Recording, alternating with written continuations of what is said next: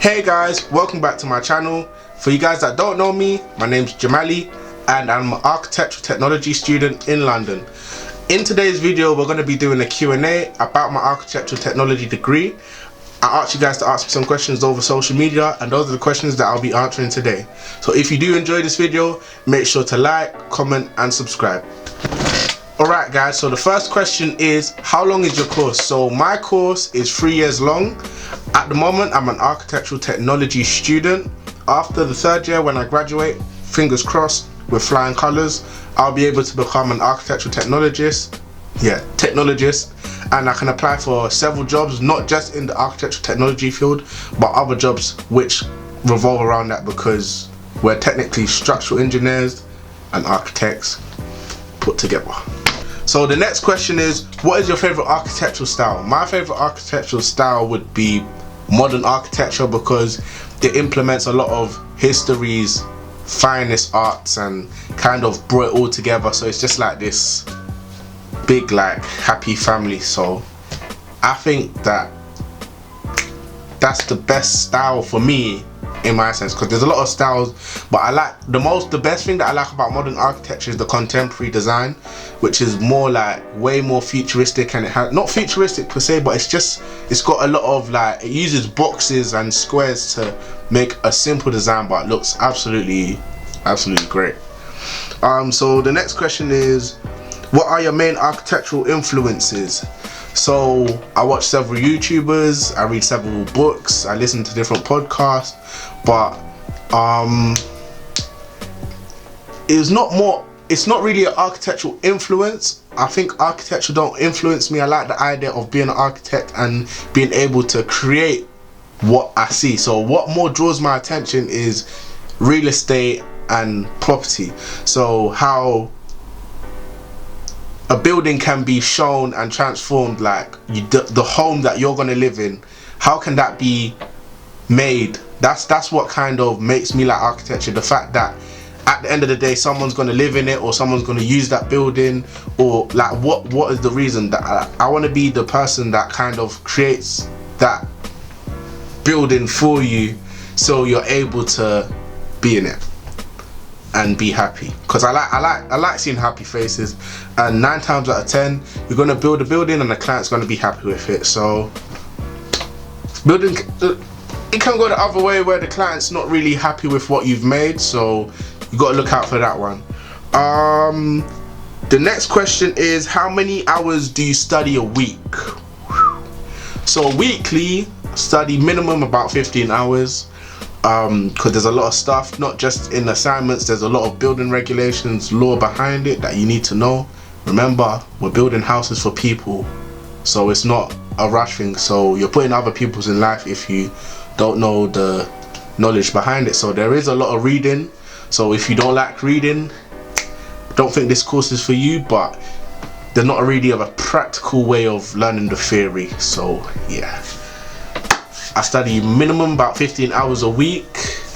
I do more sometimes, but the base, you need to at least put in minimum 10 hours a week to be able to see some form of result, because without putting in the hours you won't see no result. So you're better off putting in the hours now, seeing the result, knowing what to do, so you don't have to learn it later on in life. So there's no shortcuts, to be fair. Do you have a specific group of people you work with in class? So no. Would I like to? Yes. Do I have the choice? No. Reason being is because my tutors are very strong of, when it comes to the world of work, you don't choose who you get to work with. So they're kind of implementing it from now, where we work with anyone within our class, which is, you know, it is what it is at the end of the day. Some people do work, some people don't do work, but at the end of the day, all you got to focus on is your bit, and make sure that you do the best you can do for your bit, because at the end of the day, when you get marked, yes, you get marked as a group. If the project ain't complete, you're going to get marked down, but at the end of the day you can't get marked down if you've done your bit. So just make sure you do your bit and Bob's your uncle. Simple. Next question is, what has been the favorite part of your degree so far? So my favorite part of my degree would be I believe going on the trips, because when you go on trips to actually look into your degree, it's like you're seeing a different side. Like you might see, for me it's buildings, so I'm seeing a whole different types of buildings, but I might have walked past them before, but now that I'm going more in depth and analyzing what we're looking into, it's like you're seeing a bigger picture of what you've already seen, so you're looking more in depth, which is that's one thing with me, is detail, and I like detail. So you got to look very closely into things, and I like when we go on trips and we see big buildings and we kind of dissect the building bit by bit, so we break it down. So the best part of my course so far would be going on trips and getting new experience and seeing new different buildings. Sometimes we're seeing buildings that we've never ever seen before, or never heard of, and we live in London, because London is a massive tourist attraction for people, and as soon as you hear of England, you might think of London. So that's why I kind of try and take in everything that I learn when I go on trips, because it's very like educational. Yeah. So the next question is, what are you looking forward to doing after your degree, after you finish your degree? So what I look forward to is actually getting a taste of the real world in the world of work. Because yes, there's things that we do behind the scenes. We do placements, work experience, we do work in uni standard, but when you go into the world of work, it's gonna be more of a thing where you can't really make mistakes, because now that is your livelihood. That's what pays the bills. That's what feeds you. Do you get what I mean? So you want to make sure you put pride and you take time and you take in everything that you can learn while you're at uni, because when you go into the real world of work, there's no time for mistakes and messing up. Yes, it's still learning, but there's a difference between learning and constantly messing up. So my favorite part would be to when I finish my degree, going into the world of work, but my main part would be I want to open my own practice. That will take a lot of time, a lot of years, a lot of dedication.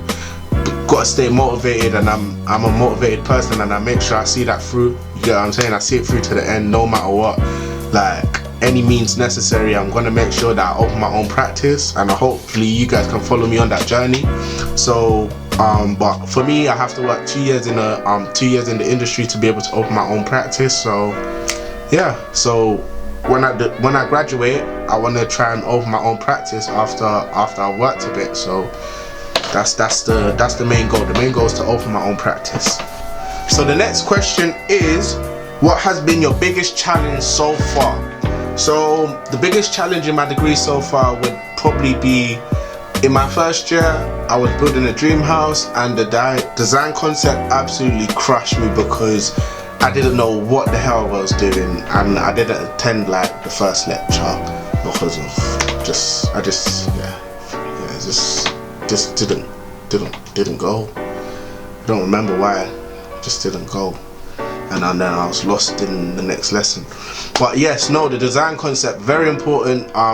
Where the whole idea of building houses begin. I didn't latch on to the key details, hence why I struggled a little bit further on, but came back with a bang and, you know, sorted it out. But it's very important to take in all the information when reading the brief, which is the client will give you what they want, and then you make it. So you need to kind of pick out each detail precisely. But yeah, nah, that really did mess me up, because I didn't know what I was doing for a good 2-3 weeks. I was kind of just like going with the flow. The next question is, who inspired you to follow this pathway? So you could say a lot of things inspired me to follow this pathway, because before I even started doing architecture and technology, I was doing film studies at college, and I was just kind of like lost in a sense of what I'm doing, because I realized film is a thing where it's more like a hobby. It's not really, to me at least, it's more like a hobby. It's not really a profession that you can say, yeah, I'm a filmmaker, unless because it's not something that's paid. And at the end of the day, you need I'm looking at the real world, you need money to live, like. So I looked around and I always wanted to be in the construction field. And I had a friend, her dad worked in, where did her dad work? Her dad worked as a surveyor, and I was looking about and I looked into surveying, and then I saw that surveyors only go and view like projects and the properties, so I thought, okay, that's interesting. Went through my whole, and then I said, yeah, I might do it. Went through my whole university UCAS application, said I want to do building surveying, and then I started watching YouTubers that I tried to do my own research, do some more research. Started watching YouTubers that do architecture and everything, and then I was like, whoa, I want to be the person that makes something that someone's going to expect. I don't, you know what it is, at the end of the day, I feel like you don't, when you're gonna go to uni to learn like something, a skill or something, you want to make it worthwhile, and I want to be at the top of the ladder. I don't want to be midway in the ladder or just doing someone else's. I want to make my own work for myself, do my own thing. So that kind of pushed me even more to want to become an architect slash architecture technologist, because I want to be able to be at the top of the ladder doing my own thing without anyone telling me what to do, because I don't really like taking orders. I like to, once I learn something, I want to be able to do it for myself. I don't want to be to learn something and still doing it for someone else. So yeah, that's why I thought architecture is the right path. You might have to work in the industry for a couple of years. It's a lot of knowledge, it's a lot of work, but I like a challenge. So I thought, yeah, no, this course was made for me. And in the real world, I think it's made for me because I love construction, I love building. So I took it on the chin. The next question is, what do you think the uni can do to make your course better for the next cohort? So when I started uni, it was a bit ticklish because it was COVID. Yes, that's it. It was COVID. So it's the first time online teaching was like boom in your face. You're on Zoom every day, and it kind of got it got really tiring. Like there's times that you're in your room and there's your bed right next to you, but you got a lecture and this woman's waffling. You're just thinking, I'm gonna hop in bed because you're doing a lot right now and I can't be asked to listen to that. But no, at the end of the day, that's just because COVID hit. But something that I think that the teachers should kind of like try and change is the way in which they approach. Sometimes they approach people, because not necessarily me. My teachers are very like, I don't care, I don't give two about what you're thinking. It's my way or the highway. I'm an architect, you're not. Fair enough, because you've got the knowledge and I don't. But I feel like there should be some level to communication. But a lot of my teachers, they're nice people, you know, they're lovely. Some of them will criticize you nicely, some of them will criticize you harsh. Guess it's just different people in the world. But apart from that, I feel like resources would really help, because in the first year we had to buy everything. I don't know if that's because it was online or if we weren't allowed on campus, but if you can provide students with resources, like certain resources, that would be very good, because yeah, I ran a check buying resources, like, and I don't think anyone should ever have to go through that, especially if they're not getting student finance or anything. If you are, then don't complain, but if you're not, then yeah, I think there should be some sort of, you know, resources provided on certain equipment, because alone a drawing board is expensive. Next question. What attributes do you need for this course? So attributes that you need for this course: 1, mathematics. You need to be good at maths, basic maths really, but there's some scientific maths in it which you got to be good at. When it comes to physics and buildings, it's just they fit together like a tongue and groove. Like they just fit in place, because science behind buildings is very important when building a building. That's why there's been a big clash between architects and structural engineers, because architects may draw these big fantastic beautiful creations, and then the structural engineer goes, we can't make what you're making without it being sustainable for someone to live in, and it's not just gonna fall to pieces. And then they get mad and they get mad and they have this big old argument. Hence why they're trying to make me the architectural technologist, which has the understanding of all the services, the engineering and everything, and then also got the drawing side and how to draw plans and everything, and put that together. So I feel like you really do need maths, you really do need English. You need to be able to read, because there's a whole lot of laws and regulations that you got to take in. It's technically a mathematics degree, a law degree, a science. It's because it is a bachelor. It's a BSc, BCS, BSc, one of the two. I don't know which one it is. A bachelor's of science, which is scientific. So I think the reason I got into the course is because I done triple science. No, double science, yeah, double science, and I got triple science, and I got A star in that. But apart from that, you really need to be good at science, maths, English, your basics. So all of you kids out there that saying, oh yeah, don't worry man, your GCSEs don't matter, they do. So don't listen to your friends. Keep reading your books, please. So the next question is, what makes you stand out as a student? So I believe the things that make me stand out as a student is my communication skills, one, and number two, my motivation and drive. I don't normally let things like dishearten me. No matter what, I'll keep going, even if you're telling me, yeah, that's rubbish, I don't like what you're doing. Everyone has an opinion. For me, it might not be the best right now, but I know I'm going to get to the point. You have to sometimes fail to learn. Might not be the best then, but I know I'm going to be the best soon. So do you get it? I always have that mindset of keep going. Like, don't get disheartened, don't get broken down by things that people say, because if you do, then you're letting people get the better of you and you're not seeing your full potential because of other people.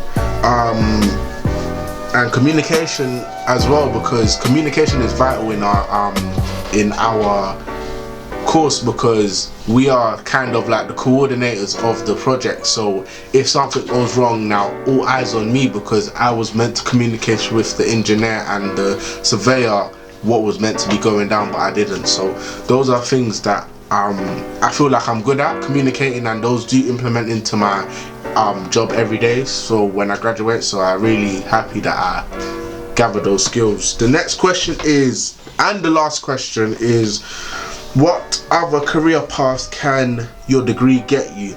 So earlier I looked at this question and I wasn't actually sure what other career paths, because I want to be an architecture technician, but there are actually several other career paths that I can get into, which is I can be an architect on its own, which I do have the skills for that.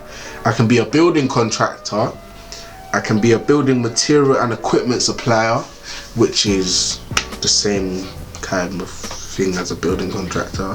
A consulting engineer, a government department, home design and construction companies, and local authorities. There's way more jobs, but those are just some of the other jobs that you can get into. So me doing my degree, I'm even if I feel like later on down the line, okay, architectural technology is not for me, I can go down a different route. I can still stay in the profession kind of what I want. So it's not a waste on me to learn this degree, because there's several other little branches that I can go down.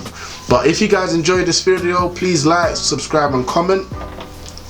Tell me what you want to see next, leave it in the comments below, and in my next video I might be doing a little giveaway, so please make sure you like and subscribe.